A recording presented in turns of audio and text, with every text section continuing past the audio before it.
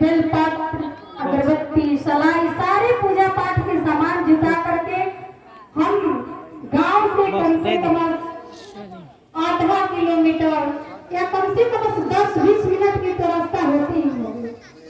वहां पर घर के सारे कार्यक्रम करके सुबह स्नान करके और हम मंदिर के पास जाया करते हैं। तो मंदिर में क्या है, मंदिर में एक भगवान की स्थापना की गई है, मूर्ति बिठाई गई है और उसे हम अपने हृदय में मान लेते हैं कि यही हमारे लिए भगवान है, परमात्मा है, मानते हैं ना, तभी तो जाते हैं पूजा करने मंदिर में। अगर भगवान नहीं मानते तो हमारे अंदर श्रद्धा नहीं आती। उसी श्रद्धा के साथ हम जाते हैं मंदिर में और भगवान की पूजा अर्चना करके आते हैं। तो अपने घर के सारे कार्य काम को करते हैं। तो हमारे कहने का मतलब यही है कि वही काम यदि हम घर में करें, अगर वही कार्य को हम घर में करें तो क्या मेरा घर मेरा झोपड़ी मंदिर नहीं होगा तो क्या होगा, मंदिर ही होगा ना। और जो हम महीने में जैसे सावन की सोमवारी चढ़ी है तो शायद जब से चढ़ी होगी हम मांस मदिरा छोड़ दिए होंगे, यहाँ तक कि लहसुन प्याज भी नहीं भोजन में पड़ता होगा। यहाँ तक कहा जाता है कि कढ़ाई भी चूल्हे पर नहीं चढ़ता है। तो वो बर्ताव हम अगर प्रतिदिन करें अपने घर में तो वह घर स्वर्ग और मंदिर से क्या कम होगा। और जो मंदिर में स्थापना की गई है भगवान की मूर्त की, जिन्हें हम हृदय में बैठा करके और श्रद्धा रूपी फूल लेकर के जाते हैं, वह परमात्मा हमारे घर में है। दिखते हैं आप लोग को घर के भगवान दिखते हैं, किसको किसको दिखते हैं, किसी किसी को दिखते होंगे। मैं बता सकती हूँ किसको दिखते होंगे, जो सत्संग से जुड़े हैं या फिर संत महात्मा की वाणी को श्रवण करते होंगे, उनको तो घर की देवी देवता जरूर दिखाई देते होंगे। आइए मैं बताती हूँ कि घर की देवी देवता है कौन। तो मैं मंदिर में एक देवी देवता को पूजने जाती हूँ, ज्यादा से ज्यादा अगल बगल के देवी देवता होंगे उनको पूजती हूँ, लेकिन हमारे घर में हमारे जीवन भर के न जाने कई जन्मों के देवी देवता हमारे घर में हैं। तो वह कौन है, आइए मैं अगली कड़ी में बताती हूँ। सास जी को देवी, ससुर जी को देवता, पति परमेश्वर को नहीं वो पूजन करे कभी ना नहीं। वही हमारे देवी देवता है। कौन, तो सास जी देवी और ससुर जी देवता। उसी श्रद्धा के साथ अगर इनको हम पूजे, बूढ़ी माता जी को पूजे, तो शायद हमें लगता है कि वहां से आशीर्वाद यहाँ ज्यादा ही मिलेगा, मिलेगा ना, क्योंकि हमने उसको प्रैक्टिकल किया है। मैं भी बहुत लजाती थी जब सत्संग में सुना करती थी, तो पूजा पाठ में तो स्वामी जी बता रहे थे बचपन से थी, लेकिन सुबह माता पिता का पैर छूने में ना ऐसा लगता था कि कोई बहुत बुरा काम करने जा रहे हैं। लेकिन जब सत्संग में आते जाते बचपन से ही जाती थी, लेकिन अपने अंदर का जब झुकाव होगा तभी तो कुछ कर पाएगी। तो मैंने सुबह एक देवी जी बताई कि सुबह उठ करके माता पिता का चरण स्पर्श करना चाहिए और माता जी पिताजी कहना चाहिए। जो हम मम्मी पापा और डैडी, अंकल जी, आंटी जी कहा करते हैं, उसके बदले में अगर हम भाव सूचक, प्रेम सूचक अगर शब्द से पुकारे तो और हमारा जीवन धन्य होगा और हम आध्यात्मिक जीवन में धीरे धीरे आगे बढ़ेंगे। तो प्रैक्टिकल किया है। देवी जी बताई कि माता जी पिताजी कहना चाहिए, मैंने उसी दिन से ठान ली, और ठान तो ली मन में, लेकिन ऐसा लग रहा था कि मैं करूं तो करूं कैसे। हमने उसे पहले माता जी को माई कहती थी और पिताजी को पापा, लेकिन मैंने सोची कि लोगों को बुरा काम करने से भय नहीं लगता है, डर नहीं लगता है, तो मैंने तो अच्छा ही कर्म अपनाने जा रही हूँ, तो इसमें कैसे हिचक। मैंने करने शुरू कर दी। माता जी पिताजी और सुबह उठ करके दादी जी माता जी पिताजी जो भी घर में बड़े थे प्रतिदिन नमस्कार करने लगी, और वो लोग भी प्रतिदिन हमें आशीर्वाद देने लगे। आज उन्हीं लोगों का दिन है कि मैं मंच पर बैठ करके और अपनी मीठी मीठी वाणी से आप सभी को आनंदित कर रही हूँ, है ना।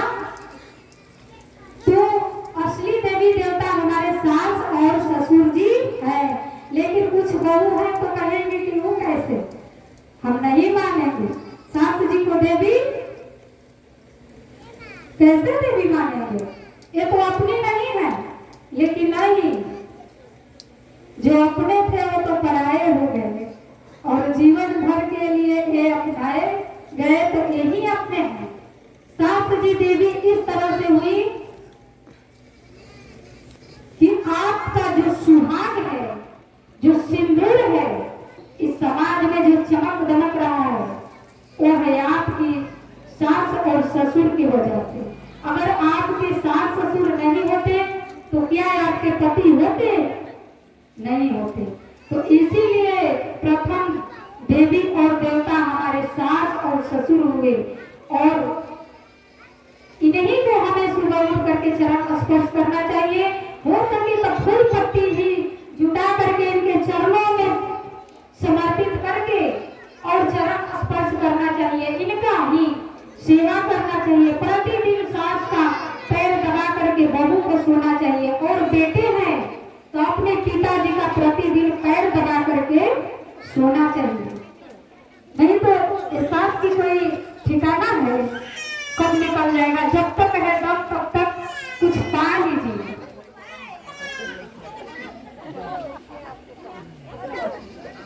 जनीना तो उसके आगे है पति परमेश्वर बने को पूजन करे सतही ना जी को।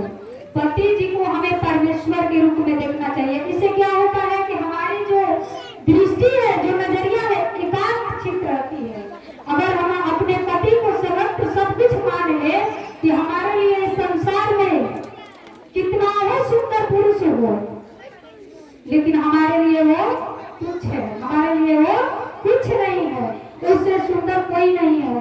अगर ऐसे हम अपने जीवन को अपना करके चलेंगे तो उससे हमारे जीवन में सुधार भी होगी, हमारी सदगति भी बनेगी, और हर जन्म के लिए मैं पतिव्रता भी बन जाऊंगा। पतिव्रता क्या है? अपने से अपने पराये पुरुष पर बुरा दृष्टि न डाले, बुरी नजर से न देखे। किसी भी पराये पुरुष को हमें कैसे किस रूप में देखना चाहिए?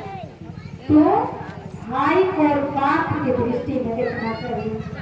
यदि हमारे पति से बड़े उम्र के हैं तो उसे बाप की, अपने पिता की उम्र में देखना चाहिए। यह समझना चाहिए कि हमारे पिता है, और हमारे पति की उम्र है उनको भाई की दृष्टि से देखना चाहिए। उनसे भी छोटे हैं तो उनको बेटा की दृष्टि से देखना चाहिए। इससे क्या होगा कि आपकी पतिव्रता धर्म बरकरार रहेगा ना। और इसके साथ साथ आप लोग बैठिए, बहुत मार्मिक बात सदगुरु के कृपा से बताई जा रही है, और सुनिए कि वह इसको अपनाइए। क्योंकि हम अगर नारी सुधर जाए तो हमको लगता है कि पूरे परिवार सुधर जाएगा, और पूरा परिवार सुधर जाएगा तो जीवन सबका सुधर जाएगा। घर के क्या करना चाहती हैं हम बहू की? बीच में ना बोले। अरे बहुत ऐसी सास है जिनको बहू की जो है वो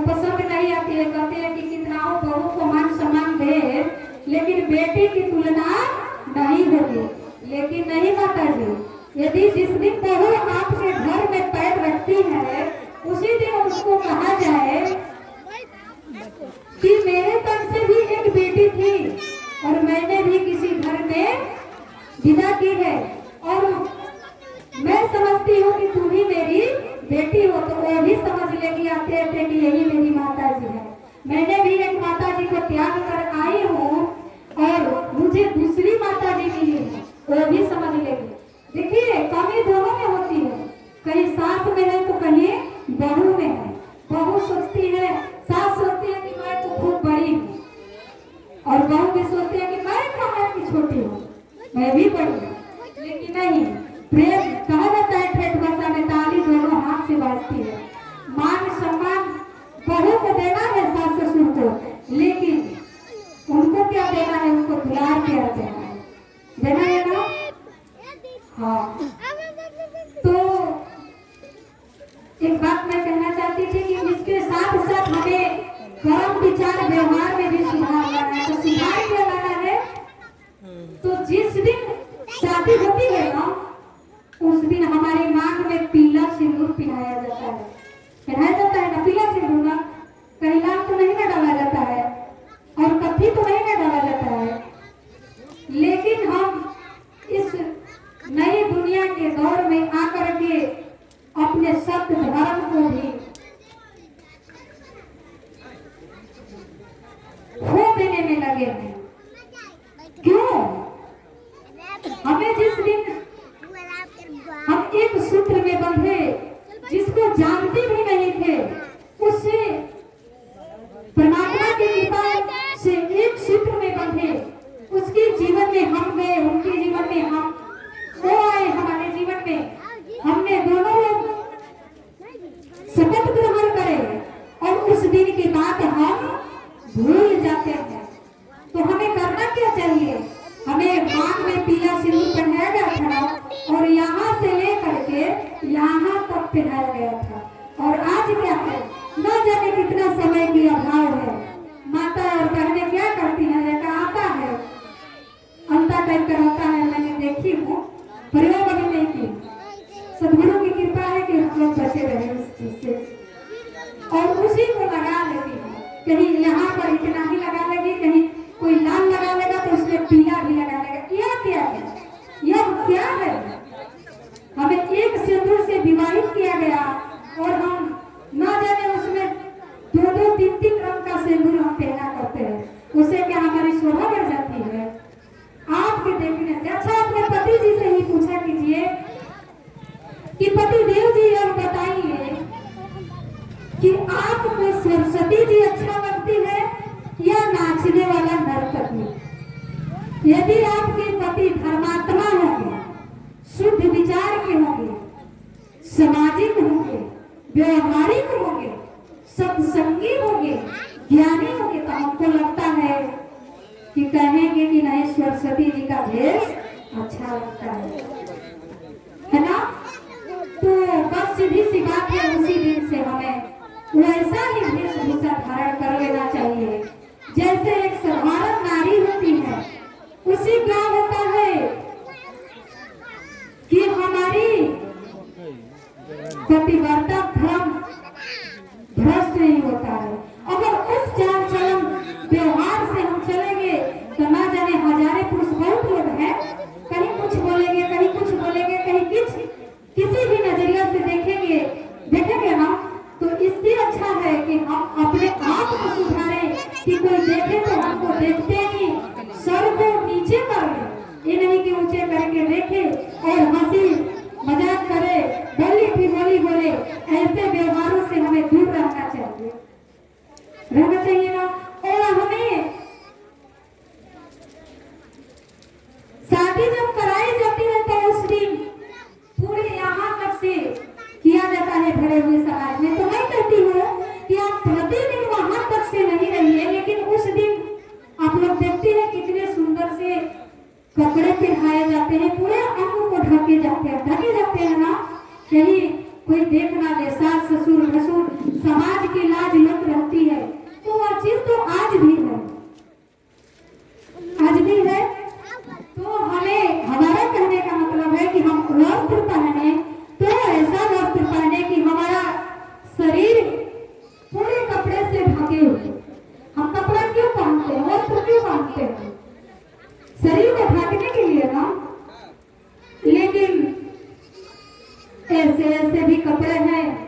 कि शरीर भी नहीं ढक पाते हैं। हम तो अचंभे में रहते हैं कि सर लोग क्यों इतना छोटा कपड़ा खरीदते हैं, क्यों नहीं अपने साइज के खरीदते हैं। अच्छा यह बताइए कि पूरा अंग ढका है कपड़े से, वह अच्छा है कि आधा अंग दिख रहा है वो अच्छा है? अब के युग में वो ठीक है, माता जी बता रही है, समय और युग के अनुसार वो ठीक है, लेकिन ये भी तो ठीक है, खतरा बढ़ रहा है। आप संभालिए और अपने बच्चों और परिवार को भी संभालिए, नहीं तो कष्ट तो भोगना है आपको ना। कहीं कोई बात होगी तो सबसे ज्यादा तकलीफ किसको होगी? आपको होगी, और उस माहौल से पूरे गांव समाज का सम्मान भी जाएगा। तो हमें सीधी सी कहने की बात है कि आप लोग सीधी पल्ला पहने, पहन पोशाक अच्छे रखें, आधे कपड़े ना पहने, पुरुष का दिखावा ना करें। पुरुष तो पुरुष ही है, पुरुष का दिखावा हम करेंगे कि पुरुष का लुंगी लपेट लिए हैं और टी शर्ट पहन लिए, हम भी उसी तरह नहीं। नारी पुरुष बनाया क्यों है? कहा जाता है कि नारी जग में महान है, नारी ही सृष्टि करती है, सृष्टि करनहार नारी है, माता नारी है, लेकिन कर्म भी ना माता का होना चाहिए ना। हाँ तो आप लोग सिखलाइए।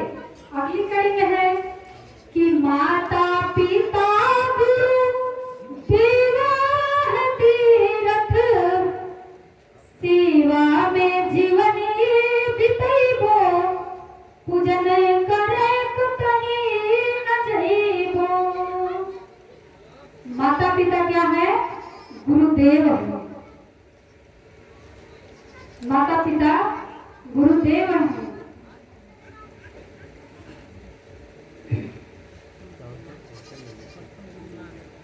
सेवा में जीवनी बितैबो, पूजन करे कहीं न जइबो। सबसे पहला शिक्षा कहाँ से मिलता है? घर से मिलता है। और सबसे बच्चों का सबसे पहला गुरु कौन है?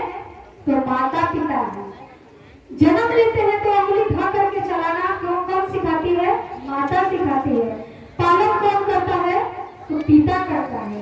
पिताजी करते हैं ना। पिताजी धन उपार्जन करके लाएंगे, अन्न उपार्जन करके लाएंगे तो हमारी पालन होती है उनके माध्यम से। इसीलिए हमारे गुरुदेव माता पिता हुए। और सेवा में जीवनी बीतेगा, पूजन करे कतई न जीवो। उनका सेवा करना हमारा परम कर्तव्य है। उसी सेवा में जीवन को हमें बिताना है। अगर इतना अपना लेंगे तो क्या हमारा घर मंदिर नहीं होगा तो क्या होगा? इससे बड़ा देवी देवता कोई है? सबसे बड़ा देवी देवता आपके माता पिता और सास ससुर है। और लास्ट समय में सगरों से थाक कर हार कर सब लीला देख कर लास्ट में हमें यही कराना है, यही शांति मिलेगी। अगली कड़ी है मधुर वचन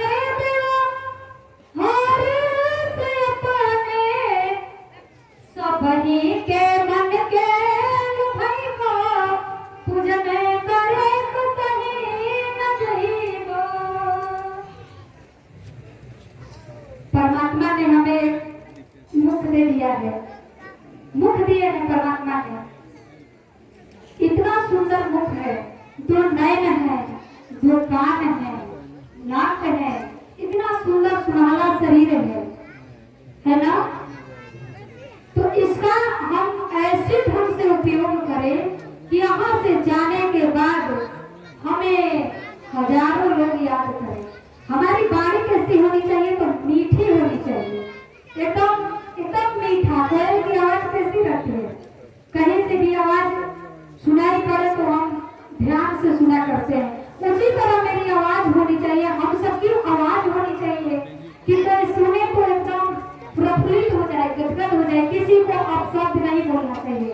यह मुद्दा है मीठी वाणी बोलने के लिए और भगवान का नाम लेने के लिए, शुद्ध भोजन करने के लिए। ना जाने इसमें हम क्या क्या डाला करते हैं।